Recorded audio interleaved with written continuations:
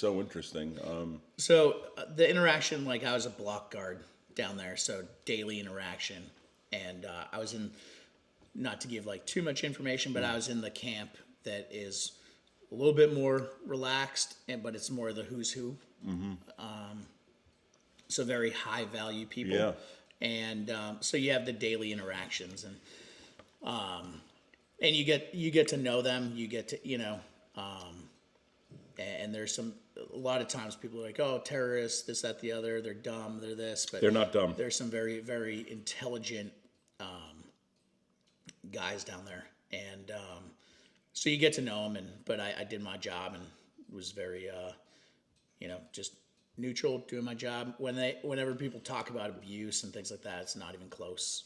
Here's a question. So when you got to the teams and you did what you did overseas, and your first interaction was, Islamic extremists, did you always agree with everybody's views? Because I've had to sit, what I do for a living, with these people occasionally to exchange information. And my views changed extremely. My view extremely changed when I sat with these guys and I hear their background. It could be bullshit, but the thing is, moving forward out of the teams, it was very interesting to have interaction with them.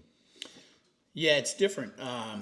It definitely changes perspective. Not letting them off the hook for anything. Yeah, no, not letting them off the hook. But just as you hear their side, and you look at some of that, and you're like, okay, I understand some of their side, or understand some of their culture. And it doesn't justify what they do. No, it doesn't. But you understand it. But you understand it. But then you also understand, like, okay, this is your culture, and this is what your belief is. And then you can understand more of, like, how it gets to where it gets. And then it's like, hey, well, we want to go in and instill this. And it's like, that doesn't work with certain culture.